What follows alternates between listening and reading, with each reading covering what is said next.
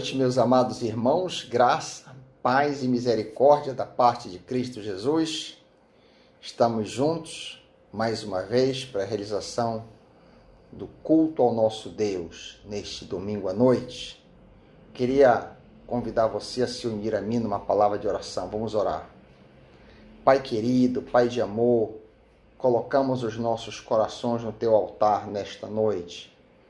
Queremos receber de ti, papai, o auxílio que precisamos para te adorar, para te louvar, para te bendizer, para ouvir a tua palavra, para sermos fortalecidos no Senhor e na força do teu poder.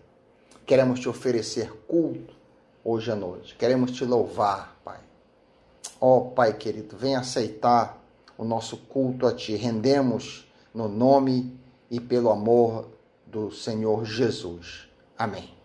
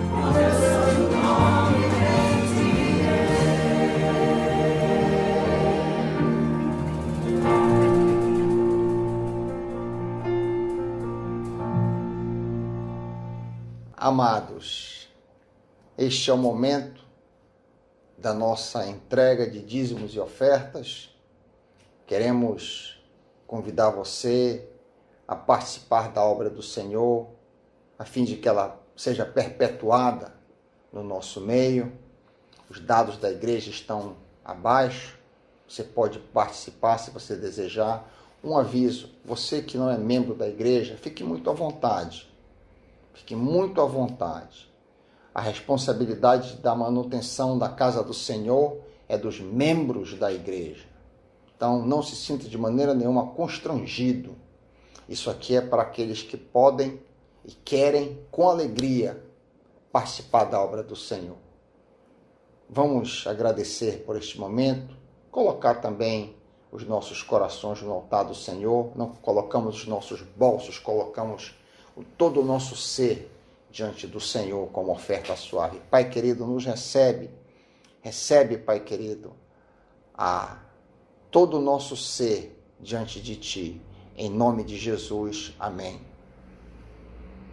Gostaria de comunicar a todos que faleceu sexta-feira próxima passada, dia 15 de maio, a diaconisa emérita Nora Raiker Lages.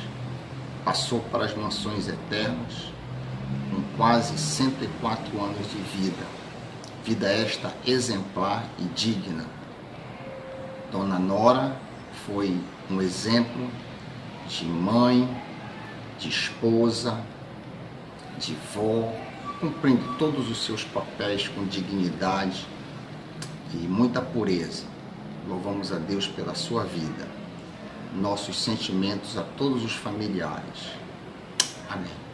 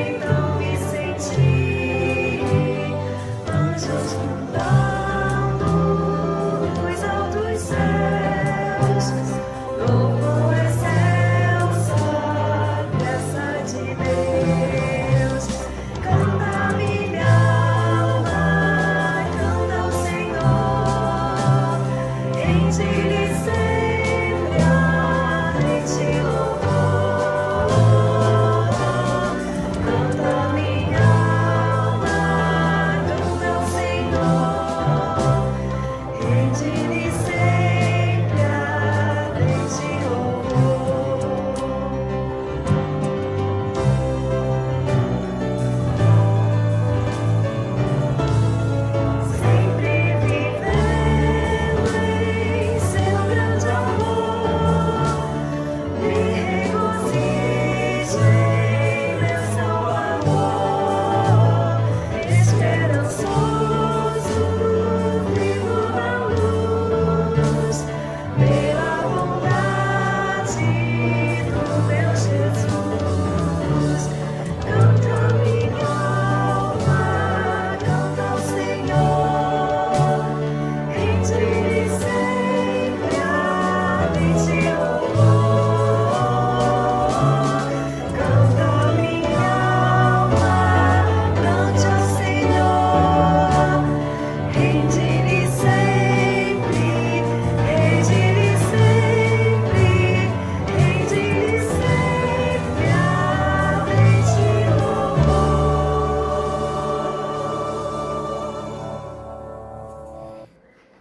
Queridos, assim continuamos a exposição do Evangelho de Marcos.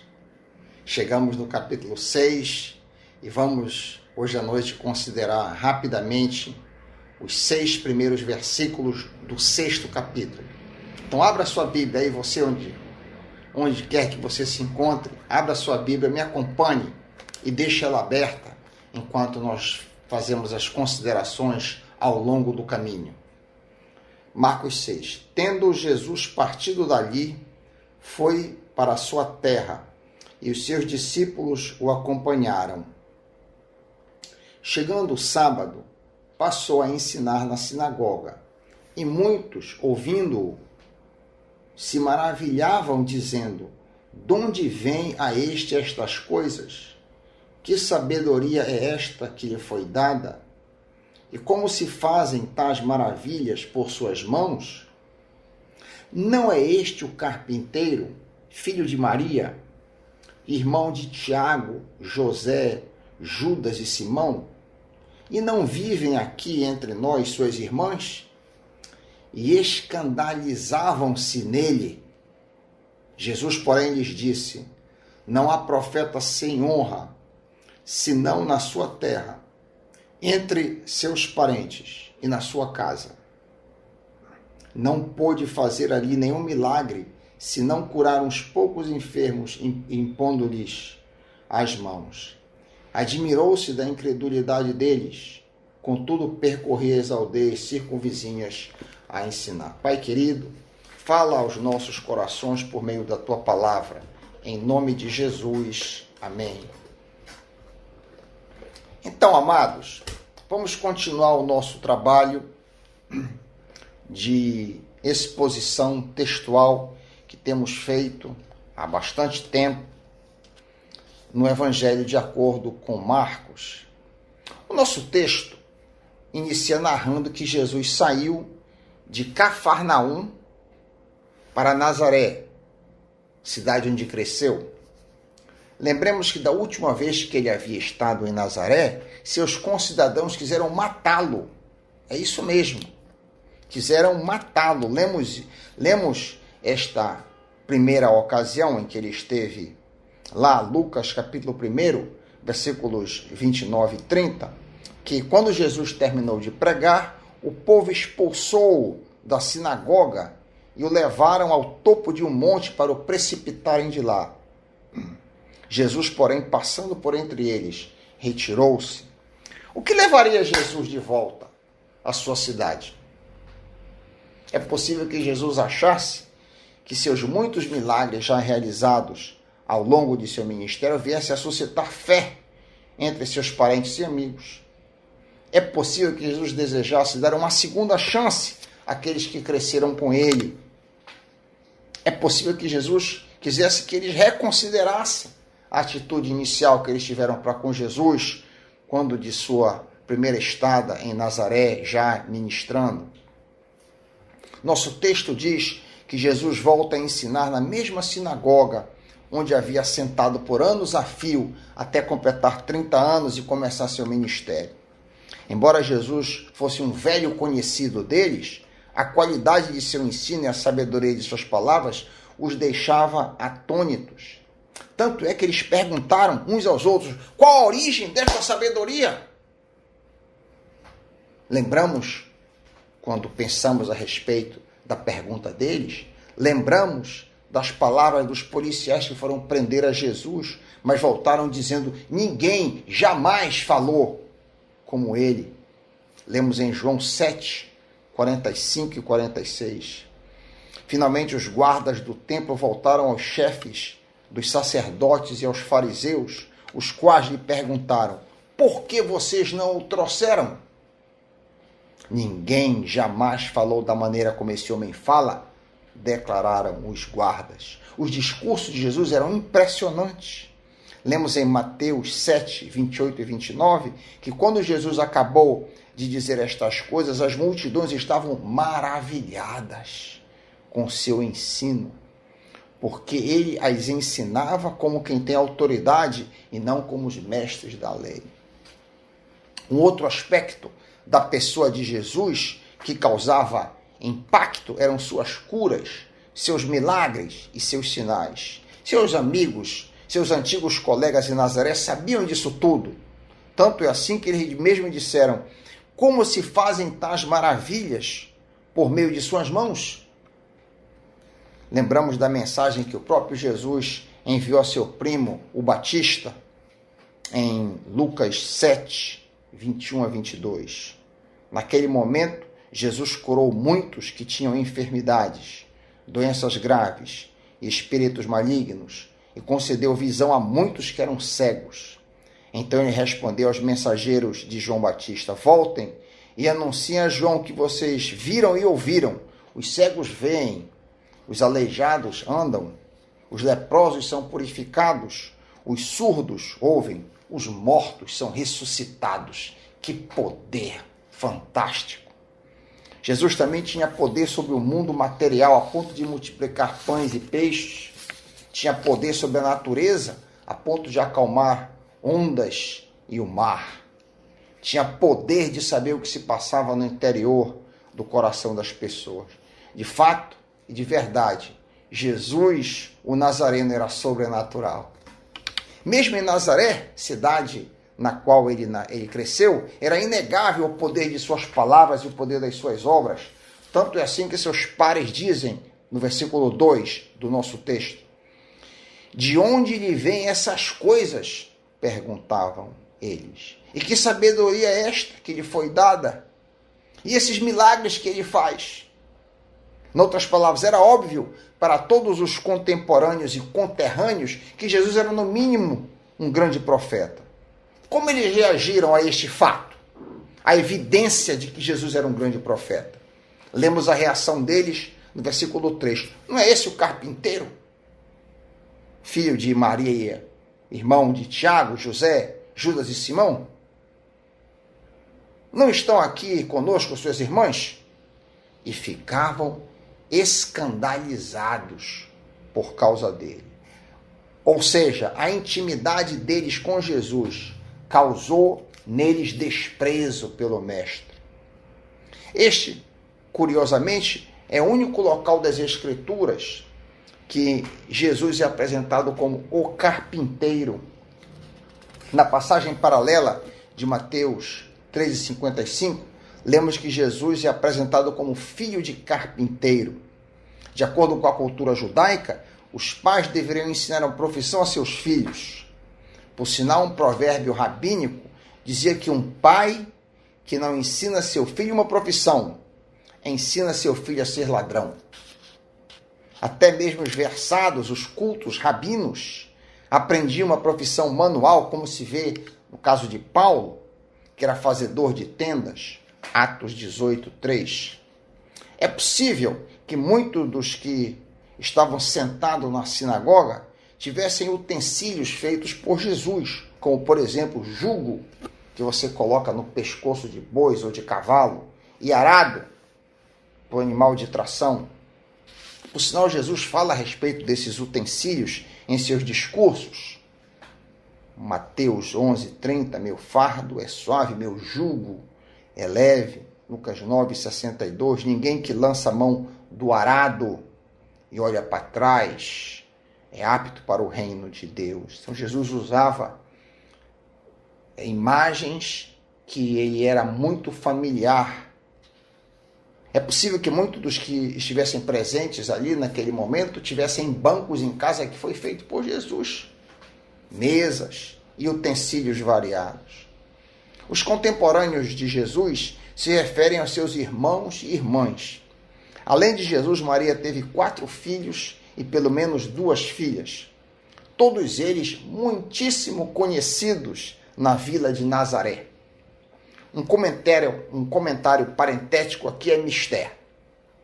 A perene virgindade de Maria é uma mentira. É falso e antibíblico o ensino católico que diz que Maria permaneceu virgem mesmo após ter dado luz a Jesus. Segundo essa doutrina, Jesus é o único filho de Maria e os outros seriam filhos de um possível primeiro casamento de José. É óbvio, meus irmãos, minhas irmãs, que Marcos 6,3 não preconiza que os 6 filhos não sejam fruto do ventre de Maria. Por sinal, em Gálatas 1,19, Paulo chama Tiago de irmão de Jesus. Gálatas 1,19. Passados 3 anos, subi a Jerusalém a fim de conhecer Pedro pessoalmente, diz Paulo. Estive com ele durante uns 15 dias. Não vi nenhum dos outros apóstolos, a não ser Tiago, irmão do Senhor. Embora inicialmente os membros da família de Cristo não crescem nele, João 7,5, após a ressurreição, eles se tornaram discípulos de Jesus. Tiago se torna pastor e escritor de carta que tem seu nome, e Judas, o segundo pastor da igreja em Jerusalém, e também autor da carta, aquela penúltima carta antes do livro de Apocalipse. A parte final do versículo 3 diz que os conterrâneos de Jesus ficaram escandalizados com ele. O que significa isso? Como podemos entender esta expressão, que eles ficaram escandalizados com Jesus? Eles não deram crédito a Cristo pela familiaridade que eles tinham com o Mestre. É como se dissessem o seguinte, eu tentei parafrasear a mente deles. Esse cara é daqui mesmo. Não há nada de especial nele. Nós vimos este homem cortando madeira durante a semana e sentado aqui na sinagoga durante o sábado. Não há nada de extraordinário. É um absurdo achar que ele é um profeta divino. Apesar das fortes evidências, nós escolhemos não acreditar nele. Em outras palavras, o que os contemporâneos de Jesus disseram é que, diante de suas próprias dúvidas acerca de Jesus, eles resolveram não crer no Mestre.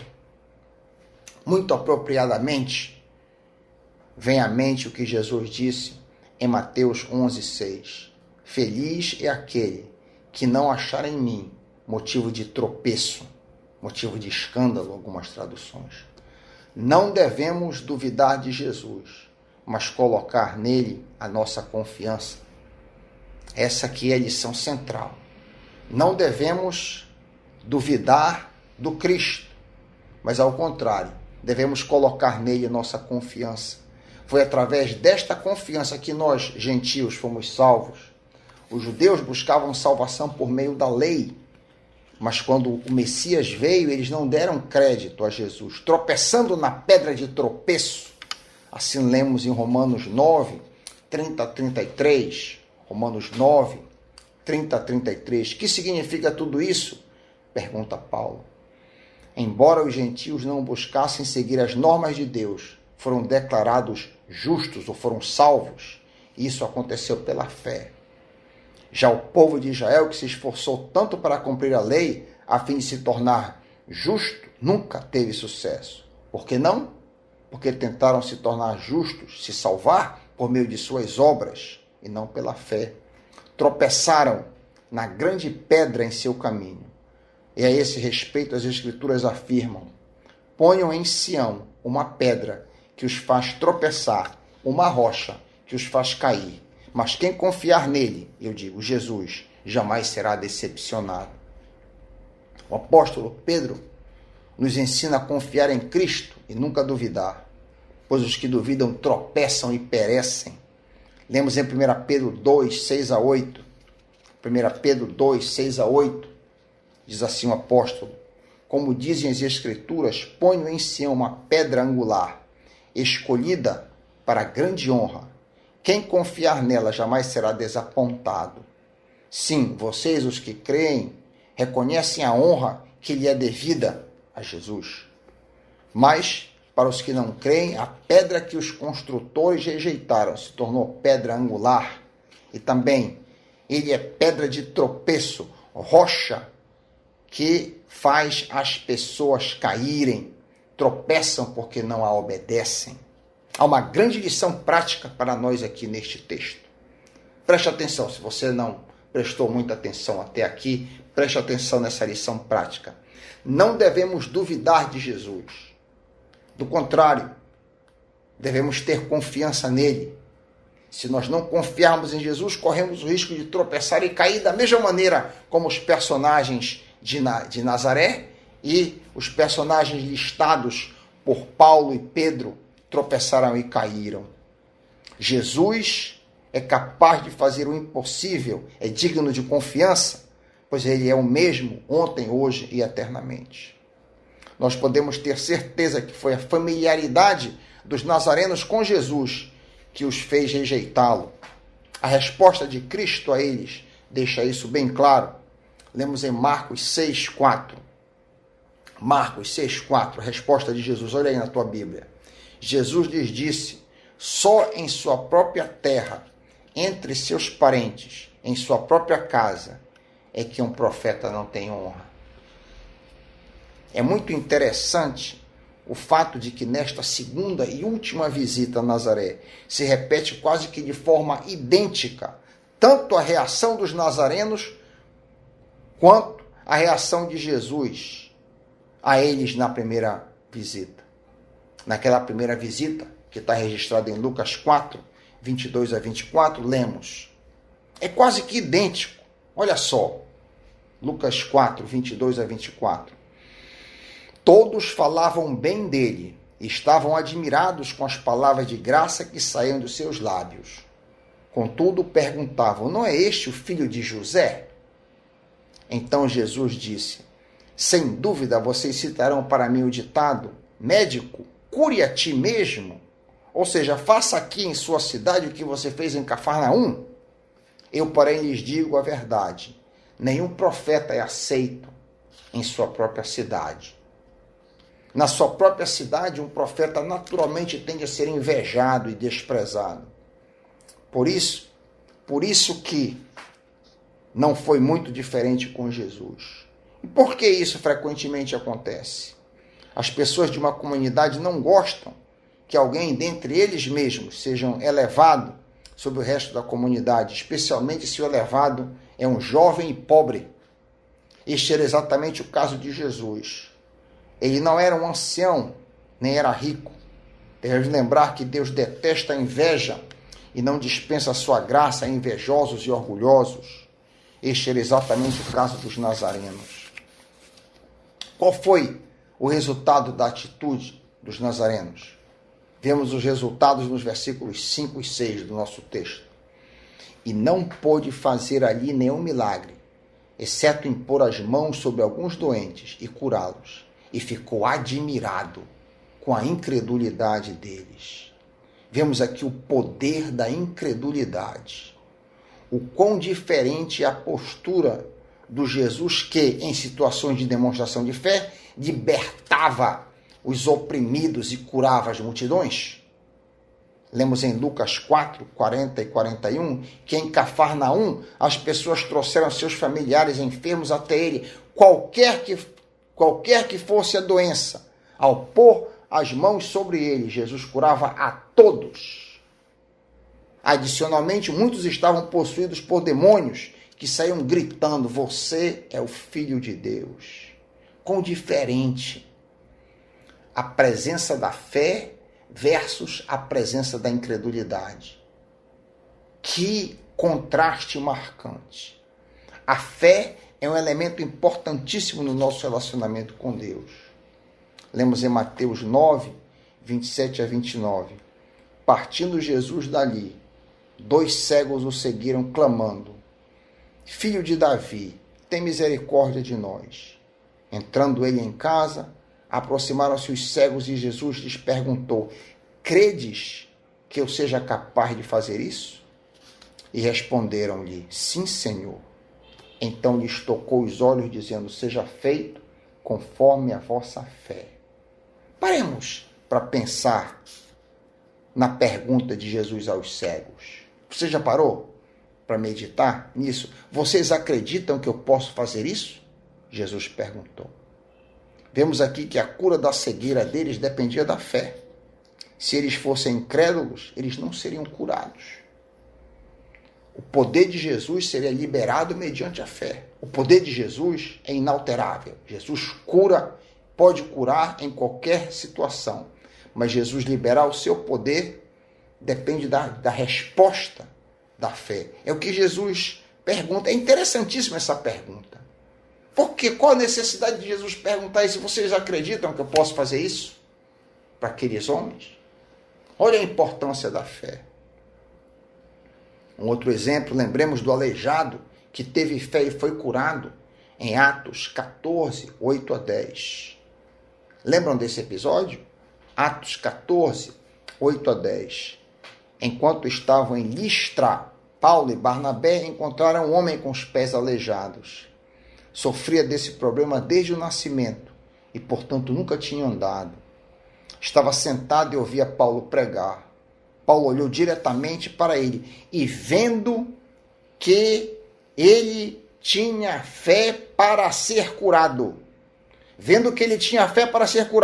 disse em alta voz: levante-se! O homem se levantou de um salto e começou a andar. Paremos para pensar no elemento que moveu Paulo a curar aquele homem. Não foi outra coisa senão a sua fé. Paulo viu nele a resposta de fé nos seus olhos. Então o curou. O direto oposto da fé é a incredulidade. Foi a incredulidade que trouxe ao mundo o nosso maior problema, o pecado original. Adão e Eva não acreditaram na palavra de Deus e, consequentemente, nos afundaram no pecado. Foi a incredulidade dos povos na época de Noé que fez com que o mundo inteiro perecesse sob as águas do dilúvio. Noé pregou durante 120 anos. Mesmo assim, as pessoas permaneceram completamente incrédulas. Tanto é que se salvou apenas o próprio Noé e sua família. A incredulidade é um pecado contra Deus, não apenas uma fraqueza. Você sabia disso? A incredulidade é um pecado contra Deus. Lemos em Hebreus 3,12. Irmãos, cuidem, para que nenhum de vocês tenha o coração perverso e incrédulo, que os desvie do Deus vivo. Eu mesmo, meus irmãos, demorei muito a enxergar que a incredulidade não é algo secundário, ou algo que nós somos apenas deficientes, mas ao contrário, a incredulidade nos leva ao inferno, como disse Jesus em João 8, 24. Por isso vos disse que morrereis em vossos pecados, porque se não credes que eu sou, morrereis em vossos pecados. A incredulidade causou admiração em Jesus, a ponto dele não poder realizar grandes sinais em Nazaré. Que sejamos crédulos para vermos os milagres de Deus em nossas vidas. Em nome de Jesus. Amém.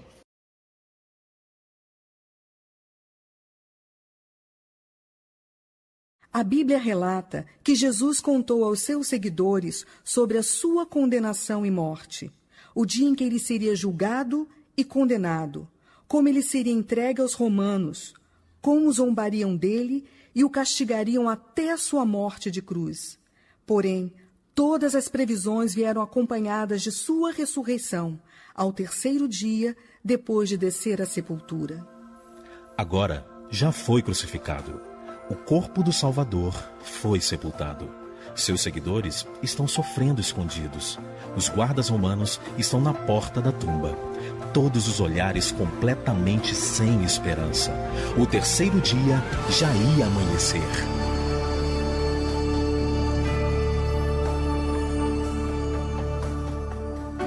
Logo após morrer, sepultado foi. Os soldados estão vigiando Jesus. O sol raiou, 3 dias faz que mataram Cristo na rude cruz. Do teu filho terias te esquecido, ó Pai, e do nosso pecar não se importou. E bradão do inferno, está morto Jesus. Mas o anjo falou, não está aqui. Ressuscitou, ressuscitou, na sepultura não está.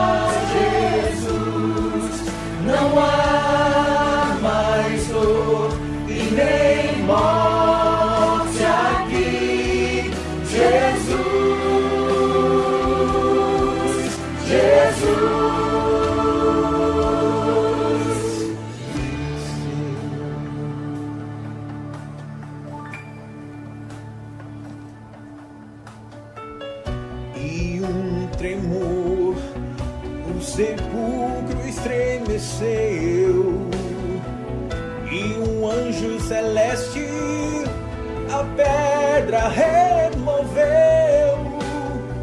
Assustados então, e com grande temor, o poder do amor mostrado foi.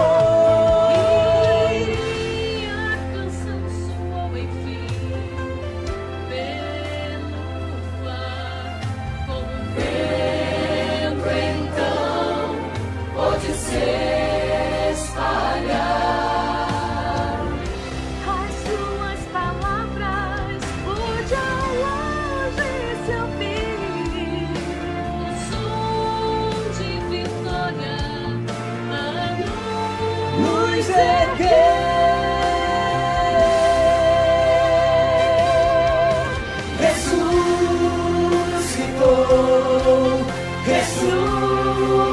Ressuscitou, na sepultura não está Jesus, não há mais dor e nem morte aqui. Jesus venceu.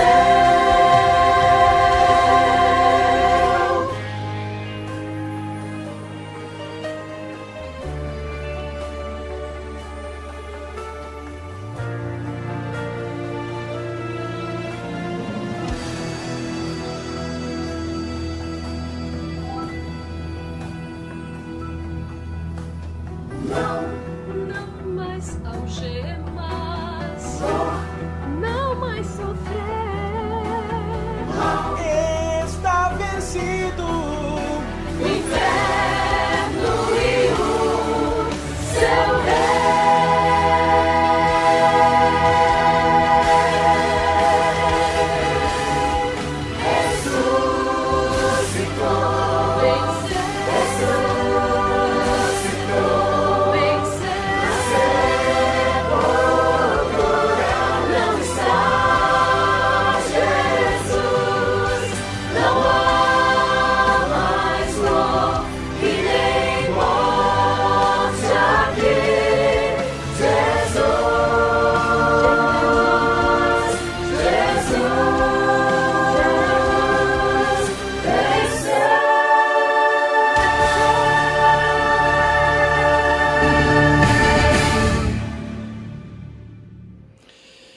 Queridos, minhas queridas ovelhas, meus amigos preciosos, chegamos ao fim de mais um culto.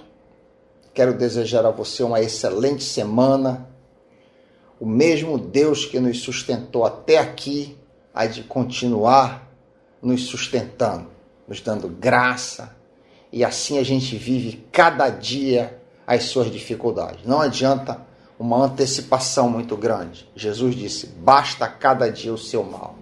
Então vamos viver nesta confiança. Eu preciso desta confiança. Eu tenho certeza que você também precisa. Que Deus te dê uma excelente semana.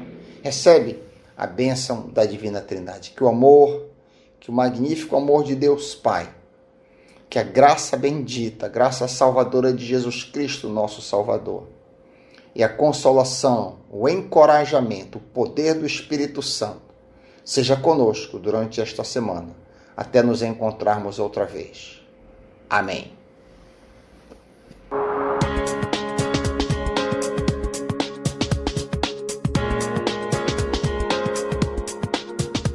Estamos encerrando a transmissão de nossa celebração. Se você tomou uma decisão ou foi abençoado, fale conosco através do e-mail oração@pibpa.org.br. Gostaria que mais pessoas fossem abençoadas através desse ministério? Não deixe de nos ajudar para que essa obra continue a crescer. De segunda a sexta, 12h30, temos nosso momento de oração. Às terças-feiras, 16h, a oração MCM. Às quartas-feiras, às 7h, temos o culto de comunhão. Às quintas-feiras, às 8h30, temos a oração da terceira idade. Sábado, 7h, o culto da juventude. No domingo, 8h30, acontece o nosso Getsemane. Às 9h, a escola bíblica dominical. 10h15, a celebração da manhã. Às 7h, o nosso culto de celebração. Não deixe de vir adorar conosco. Mas caso você não possa estar aqui, assista a nossa transmissão ao vivo pelo nosso canal no YouTube ou pibpa.org.br. Para saber tudo o que acontece na nossa igreja, acesse nossas redes sociais.